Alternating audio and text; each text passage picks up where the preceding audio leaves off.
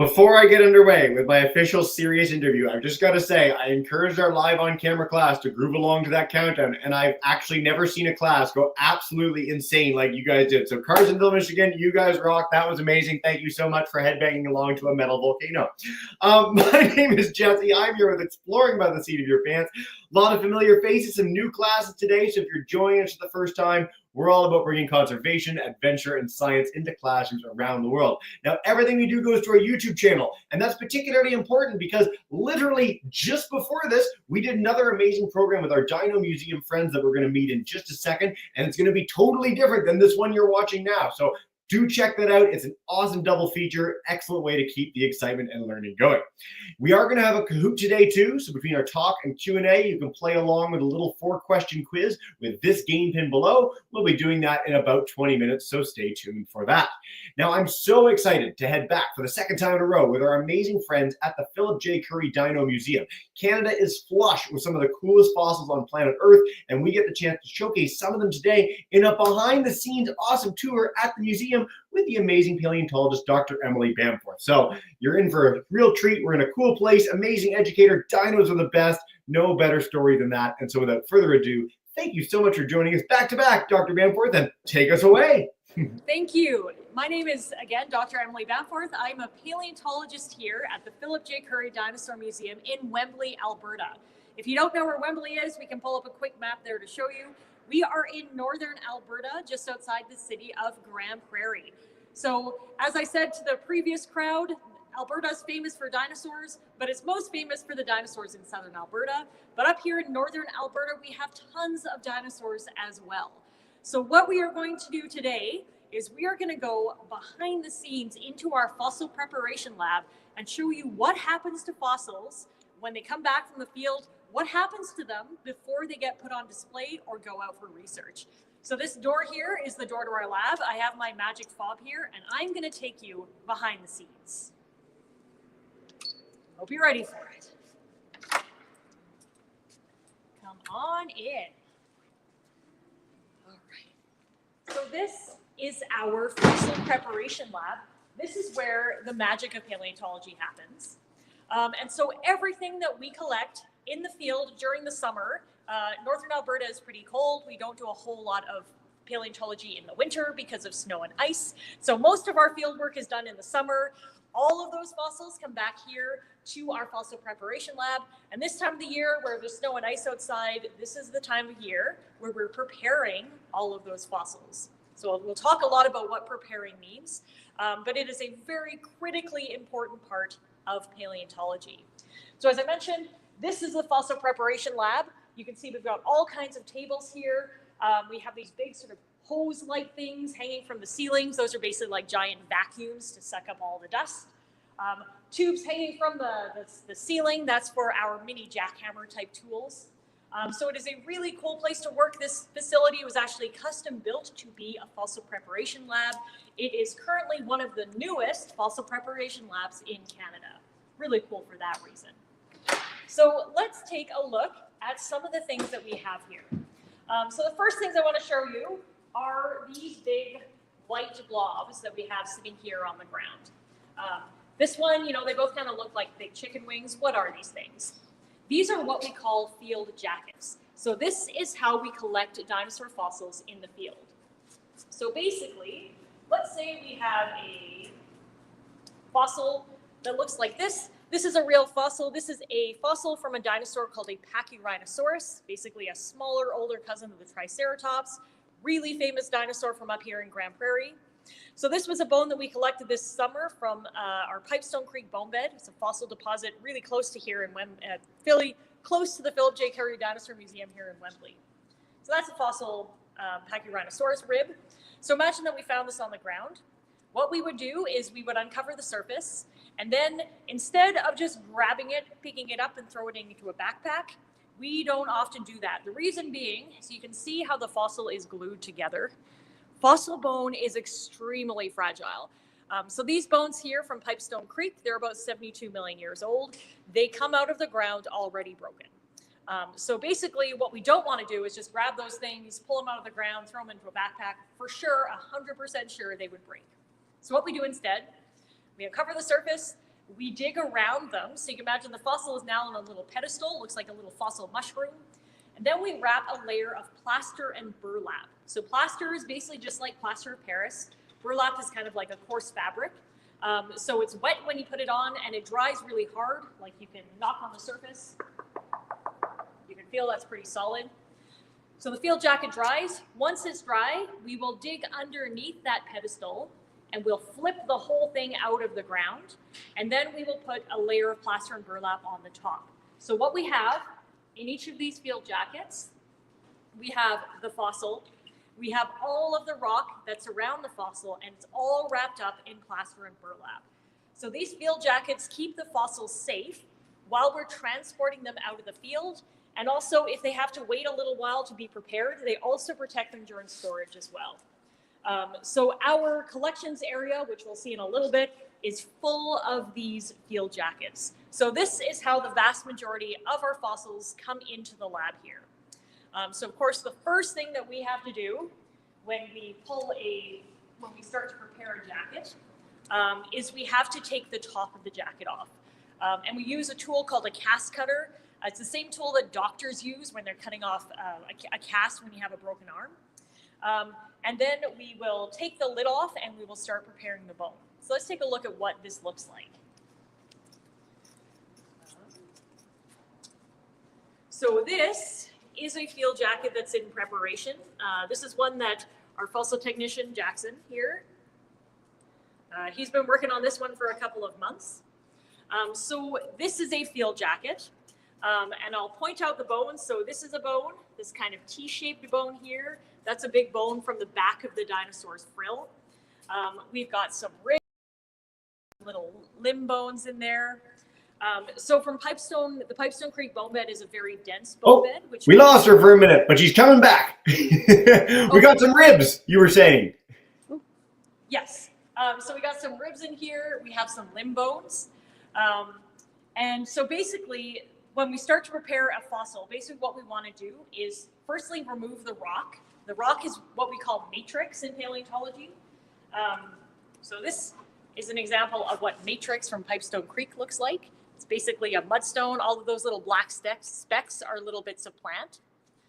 So what we want to do is we want to remove the rock from around the bone. And as we're removing the rock, we want to glue together any pieces that are loose. So this is the size of the glue bottles that we use, and we've got a whole bunch of them. This shows you how much glue we use. So again, bone is very, very fragile. So we have to glue it together as we're preparing it. Once we have the rock removed, we clean the surface of the bone, and in just a second, Jackson's going to show you how that works. Clean the surface of the bone, and eventually we'll want to remove the fossil from the field jacket. And that's what either goes back into our collections or maybe goes out on display or possibly even goes out for research. And so before any of those things can happen, exhibit, display, research, the fossils have to be prepared first. So the fossil preparation stage is a very important part of the paleontology process. So let's go to Jackson here. So I'm just going to go behind you or in front of you. So Jackson is working on a fossil. This is a hip bone from a Pachyrhinosaurus. And do you want to just tell us a little bit about the tool that you're using there? Sure. So like Emily's saying, this is one of the hip bones of this is actually a young Pachyrhinosaurus. And all I'm doing is using this little steel rod and little holder. I also have a dental pick. But the idea is I'm just using these little steel rods. And if you look closely, you can see the end of the fossil here. The brown is the fossil bone itself. Then this gray line is a bit of rock that I still need to take off. So all I'm doing is gently scratching that rock off, grain by grain. And I just do that for hours and hours until I get this bone nice and clean. So fossil preparation takes a lot of skill and a lot of patience. So we're really happy that we have really talented fossil preparators here, because the fossil preparation is a very takes a long time to do. It takes a lot of patience, but it is so important to paleontology. So as Jackson mentioned, we use those little tools. We use dental picks, we use toothbrushes, we use water. And this is basically to get the fossil clean to a point where we can actually start to study it or put it on display. So over here, I want to show you another fossil that we have in preparation. This guy here. So this is Aiden. Aiden is another one of our fossil technicians, and he is working on a really big fossil. This is a Pachyrhinosaurus skull. So this is the head of a dinosaur. So this right here, this hole, this is the eye of the Pachyrhinosaurus.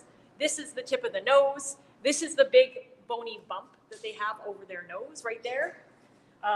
This little spike here, these dinosaurs actually have a spike in the middle of their forehead. We call it the unicorn spike. And then the frill of the dinosaur would be back here. So this particular specimen, we call this one Boswell. It has a nickname. And the way that how we prepare fossils. So we find, as I mentioned, we find them in the field, uncover the top, put them on a pedestal, dig underneath the pedestal, and then flip it over. So when we prepare a fossil, we're actually preparing from the bottom towards the top. So the first part we prepared is what was facing the ground. So this specimen, it was actually collected in 2002, which is probably a lot of you guys were not even born yet. It was collected in 2002. It waited for 13 years to be prepared. We've prepared the other side of the skull, that's the side that was facing the ground. And just this summer, Jackson and his team built another field jacket, and we flipped it over, and now Aiden is working on this side. So this was the side that was actually facing the surface. This is what the paleontologist who collected it would have seen. So Boswell, we think, has probably got maybe another 6 or 7 months worth of preparation. So as I mentioned, preparation takes a lot of patience. It also takes a lot of time. So it's a part of the process you really can't rush. So this is Boswell. Now I want to show you another skull that is new to our lab. It's only been here a couple of months. And this skull is called Big Sam. So Big Sam was a skull that we found actually last year. And we just collected it in September. So this is a big, gigantic field jacket. You can see, like, relative to me, it's actually bigger than I am. This thing weighed 1,000 pounds. So we had to get really creative about how we actually flipped it out of the ground and how we got it back here in our museum. Once we got it back to the museum, we opened the field jacket, we took the top off, and now Jackson is very, very carefully removing all of the rock that's around the fossil. So this part here, this is the actual bone. That is the bony bump over the nose. This is a bony bump over the eye. The frill is back here. The tip of the nose is that way. And kind of the great thing about fossil preparation is we don't know what is in this part of the jacket. We've only seen one side of the fossil, the side that was facing the top. We've actually never seen this side. This was the side that was facing the ground. And you can see all of these buckets down here. This is all of the matrix, all of the rock that was surrounding the bone. And we actually keep this. So the reason that we keep it is there might be little tiny fossils, so things like fish scales and little lizard teeth and salamander vertebra, things like that, and that might be hiding in the rock. And so what we do is we take this rock, we soak it in water, and then we use a sieve, and all those little tiny fossils eventually, well, we have to use a microscope to find them. And all of those little tiny fossils are important for us as well. So the dinosaurs are cool, but we also study all of the animals that were with the dinosaurs as well. So Big Sam, again, Jackson's been working on this for about 2 weeks. We figure maybe kind of 9 or 10 months to prepare this one, maybe a little longer. Again, it depends on what we actually find in the jacket. So this is Big Sam. We're super excited about this one. This is a fresh from the field find. So we don't really know what's in here. A couple surprises so far. That again is the skull, but there's other bones in here too. This is a little vertebra that was in the same jacket there. This little circular thing here. This is a rib that was also in the jacket. There's another rib right there. Back here we've got a couple of long bones, so some limb bones. So it's not just a skull in here. There's some other bones as well. This coaly stuff. Oh, I just gave it away what that is. This black shiny stuff, that's coal. So this is basically plant material, like things like trees that kind of got washed into the same deposit as the skull. And just as the skull fossilized, the plant material fossilized as well and became coal. So this is a really cool new specimen that we're working on.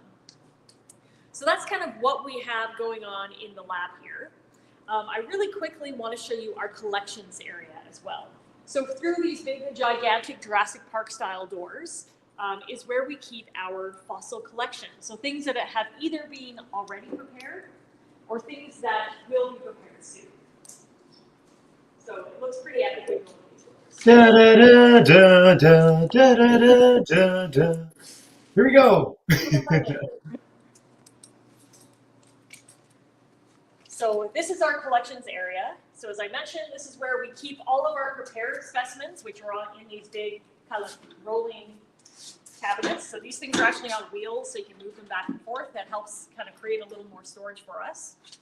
And on these tables here, we have, this is kind of our triage table. So these are specimens that are primarily waiting for specimen numbers. So a specimen number, let me give you an example here. Like this guy there, that's a number that is specific to this fossil. So it's kind of like the barcode on a library book. So when you go to get a book out of the library, the librarian will scan it, and that barcode is attached to all kinds of information, like the title of the book, who wrote it, when it was published, who's borrowed it, who has borrowed it in the past. Fossils are kind of the same. So that little number helps us keep track of every single one of the 4,000 or so fossils that we have stored in our collections here. So these specimens are some that we've collected recently and some not so recently. So this one here is actually not a dinosaur. This is a mammoth tusk. So this was a mammoth tusk that was collected about 200 kilometers southwest of here at a place called the Little Smoky River.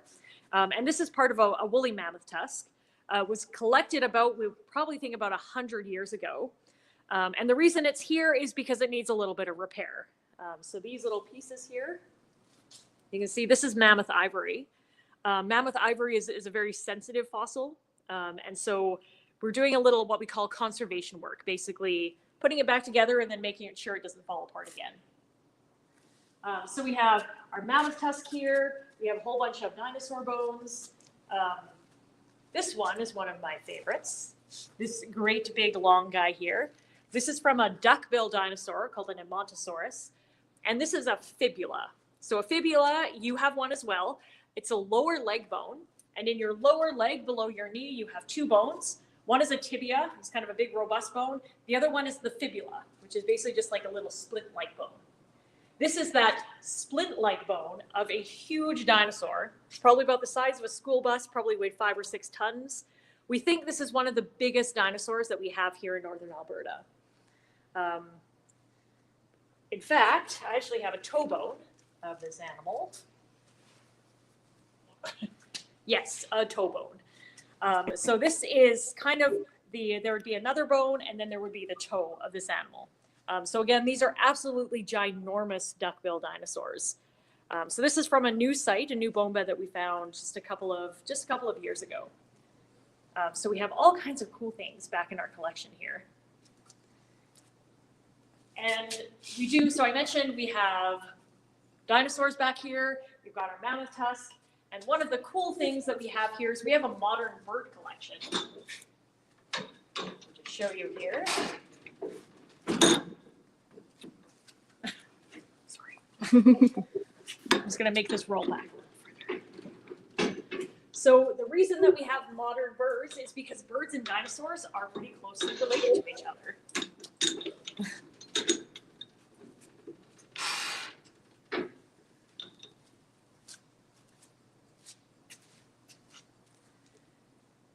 So here are all of our birds. This was a single donation to our museum by one guy who worked for Fish and Wildlife. And so you can see these are really beautifully taxidermied birds. This one is a red-winged blackbird. So the reason that we have modern birds is because modern birds and dinosaurs actually have a lot in common. So we can study not only what dinosaurs look like, but we can also study a little bit about their behavior based on modern birds as well. So that's a little bit of the behind the scenes stuff that we have here. And just so that we have enough time for questions, I think I'll pass it back to Jesse, and we can do a little Q&A. Well, thank you so much for such a deep dive tour, going into the big doors, getting to go behind the scenes. It's such a special opportunity and not one that we get the chance to do very much at Exploring by the Seat of Your Pants. So I really, really appreciate it. Thank you, Emily, and the entire team there at the Phillip J. Currie Dino Museum. We're going to start before our Q&A with a little Kahoot together. So if you want to join in, this is our game pin. We've got 4 quick questions to test your understanding and have a little bit of fun. Anyone who watched our broadcast before this is going to do really well on the Kahoot. This is the same one. So we'll play along with this, and if you don't want to do Kahoot and just want to shout out the answers at home, that's totally fine as well. But we're going to get started with this, and then Mrs. Fisher's class, you guys are going to be our first question. YouTubers, please do chime in, share anything that you'd like to have, anything that you'd like to know more about in the chat, and we are going to get underway in a second with our quiz. So for those new to Kahoot, the faster you answer, the more points you get, and what you win is our everlasting respect. So we're going to get underway and do this thing, and you can join in after we've begun. So as a class, it looks like you guys are coming in. Let's do it with question number 1. All right. 3, 2, 1, and our first question. People have been around for 300,000 years or so. How long were dinosaurs around in the Earth? Was it 300,000 years also? Was it 1 million years, 18 million years, or over 180 million years? Get those answers in. And Emily, is there any hints you want to give us for our classes that are playing along? I would say dinosaurs were around for a long time, but they haven't always been around. No, not since the dawn of life on Earth, but a long time. And over 180 million years wins the day. You guys nailed that one. Very, very good. All right. Let's go to question 2. True or false? Birds or dinosaurs? We were just highlighting some of this mere seconds ago. Maybe not our chicken friend that actually features in the picture here, but what do we think on bird origins of dinosaurs? Dun, dun, dun, dun. 7 more seconds. Get those answers in. Let's see what we think.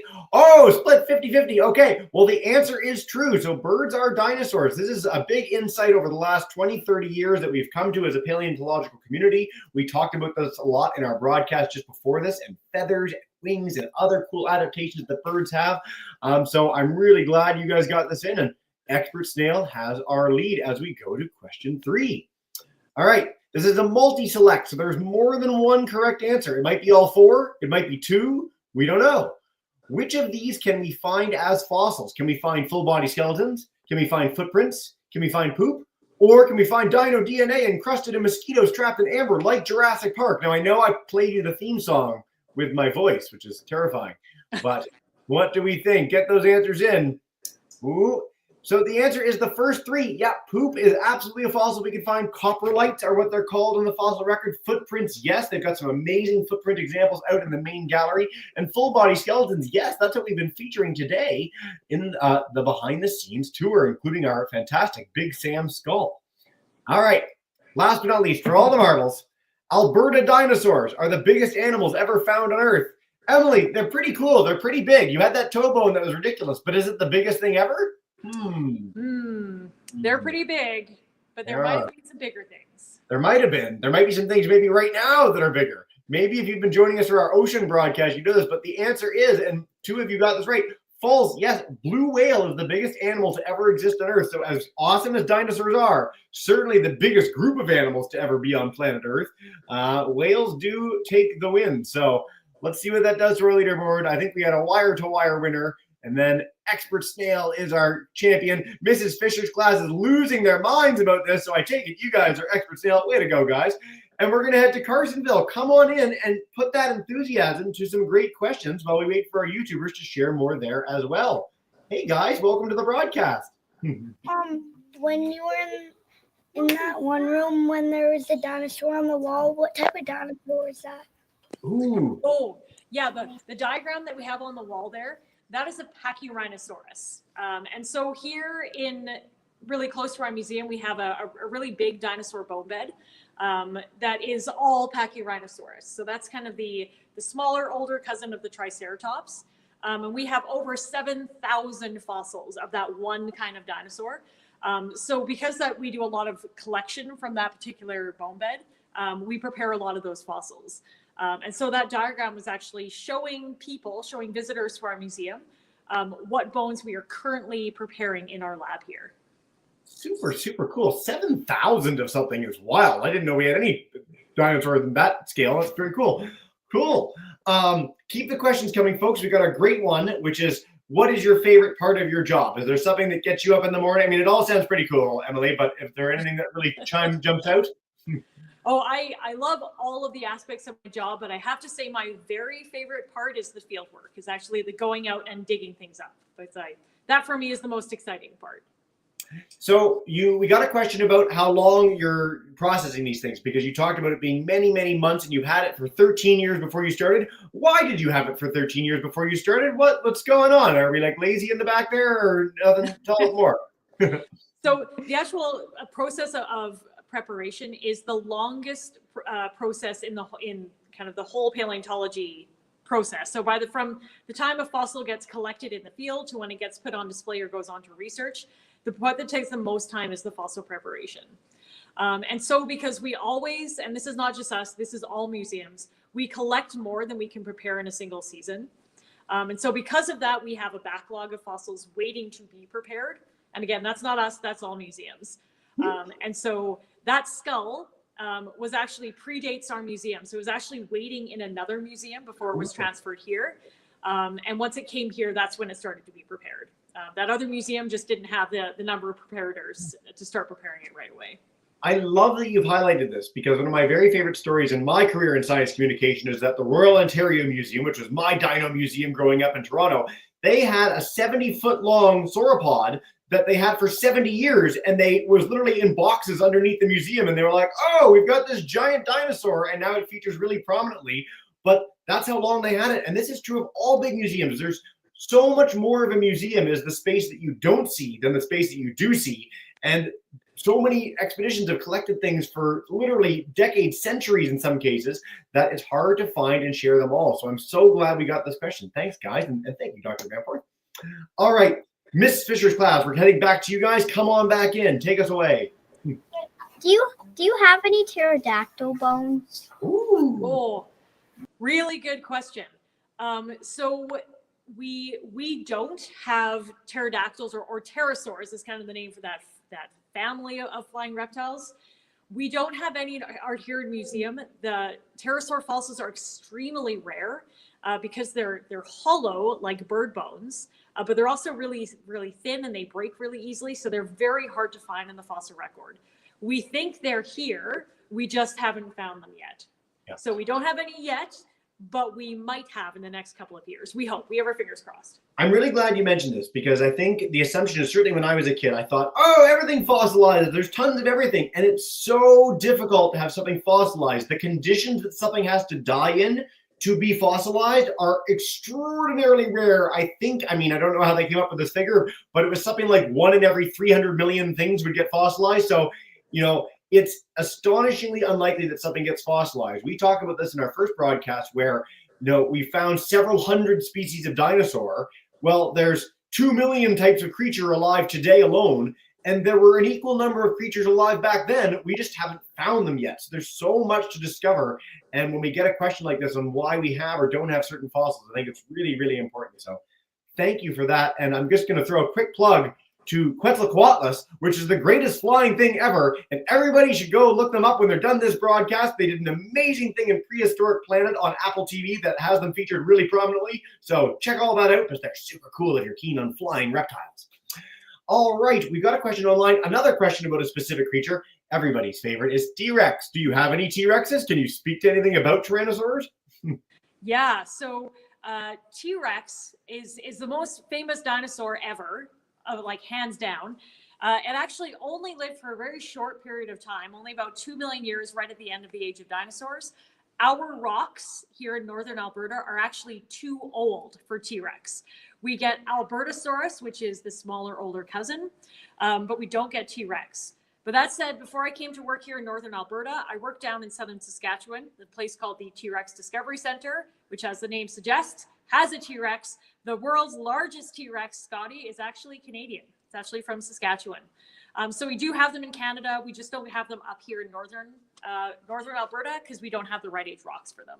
Fascinating. And I love that you mentioned that they were just around at the very end. One of the best analogies I've ever heard is that we are closer in time to T-Rex than T-Rex is to Stegosaurus. So like dinosaurs are around for so long that even though it's been 65 million years since we had big dinosaurs like T-Rex on this planet, we are much closer to them than they were to each other in some cases, which is wild and speaks to the age of the rocks that you mentioned. I've also been to that museum in southern Saskatchewan, and that T-Rex is awesome. And if you ever get the chance, it's so cool to see something that big and toothy in person. It's wild. All right, Mrs. Fisher's class, you guys are chomping at the bit with like a lineup in the class. So come on back in and take us away. Hey. Do you have any baby dinosaurs bones? Yeah, we have lots of baby dinosaur bones. The baby dinosaur bones that we have are from Pipestone Creek. So if you just got a second, I will go and grab one for you to show you how cute they are. We've got a second. For you, anything. Yes. Let me just grab you a jaw.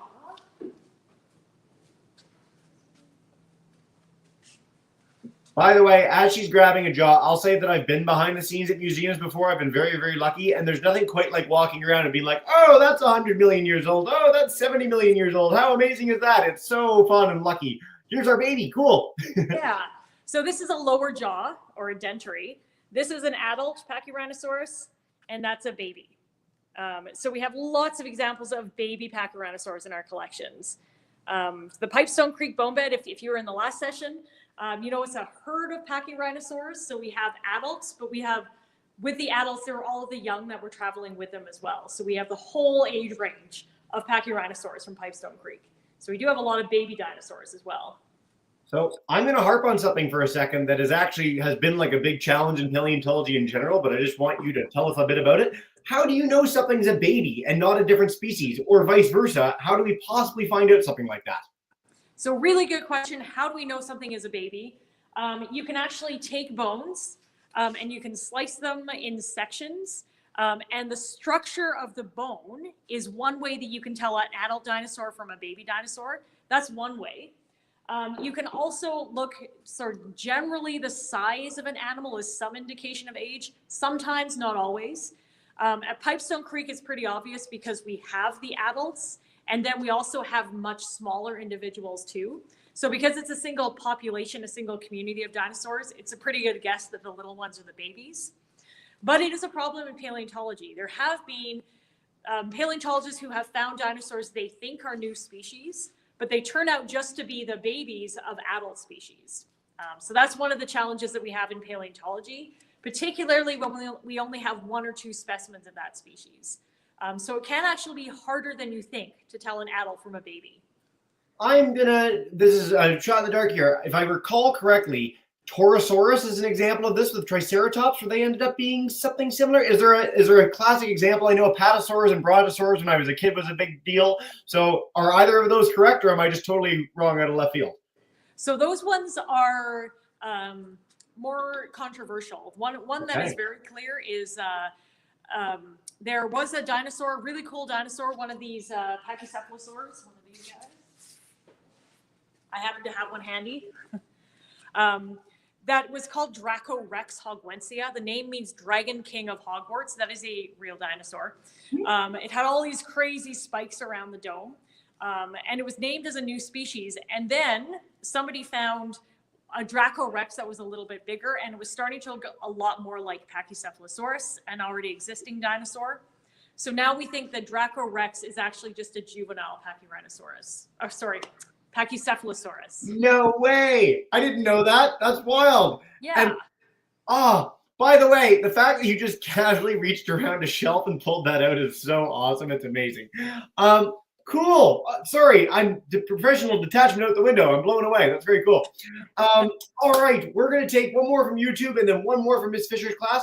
Our YouTube question coming in is, can you extract DNA from the bones to identify different species? Thanks, Serena, for that question. I love the DNA query. Yeah, really good question. Unfortunately, DNA, it's a biological molecule, and it breaks down effectively to nothing within 100,000 years. So we can just about get mammoth DNA, but there's no way we're ever going to get dinosaur DNA. I shouldn't say never. We never know for never. But as far as we understand biological molecules, we likely will never find dinosaur DNA. unfortunately, unless we look at modern birds, which are dinosaurs. But yeah, we probably will not get it out of fossils.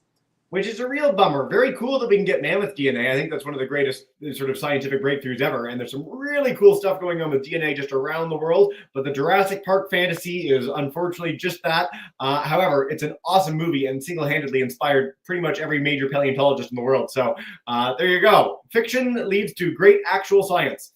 Serena, thanks for the question. And we are going to wrap up with Mrs. Fisher's class. I just want to note for everyone, too, if you want to check out more about the amazing Dino Museum, dinomuseum.ca has so much more on the work that they do at the Phillip J. Currie Dino Museum.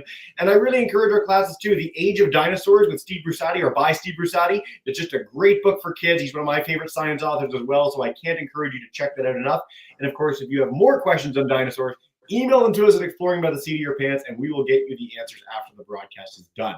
But Carsonville, we're going to wrap up with you guys. Thank you so much for your enthusiasm. Come on in and share one more question. Hey.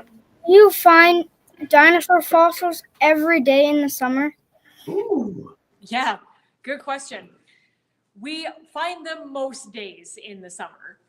So particularly when we go to a bone bed, a place where we know that there's dinosaur fossils, guaranteed we find them. We go to our Pipestone Creek bone bed, absolutely 100% certainty we're going to find dinosaurs that day. We also, though, as paleontologists, we do a lot of what's called prospecting, which is just basically kind of walking up and down river valleys, looking for bone coming out of the ground. Some days we get really lucky and we find things. Some days we don't. That's just part of the way that it works. But I would say most of our days in the summer, about 90% of the days, we're finding dinosaurs, which is pretty exciting. Dinosaurs or other fossils. It's more than pretty exciting. It's absolutely wild. If you ever need like a shoe shine guy or like someone to get you guys coffee in the field, I am there so fast. Make your head spin. Dr. Bamforth, the entire Phillip J. Currie team, you guys are amazing. Thank you so much for these back-to-back broadcasts, both in the gallery, behind the scenes. Is there any last message you want to share with our kids before we bring in our Miss Fisher's class to lose their minds and say a big thank you and farewell? Yeah, I would just say if you're ever in the area, definitely come and visit us here at the Phillip J. Currie Dinosaur Museum. We would love to see you. Lots of cool things happening up here in northern Alberta. Also, just paleontology is a really great science to be a part of, particularly if you're interested in dinosaur paleontology. If that's what you want to be when you grow up, you are living in exactly the right time period. Dinosaurs are hotter now than they have ever been. And it is a really very exciting science to be in. So if you want to be a paleontologist, just keep going. It's a really great job to have. I think your constant smile ear to ear for both broadcasts for 2 straight hours sort of indicates how exciting a field it is. So a huge thank you to you. As you know from our last program, we're going to bring in our live class to say a big thank you and farewell. If you're at home on YouTube and you want to scream and yell and annoy the principal, please do. That's what we're all about. So Mrs. Fisher's class, thank you so much again. Have a wonderful day, guys, and bye for now, everyone. Thank you, everyone.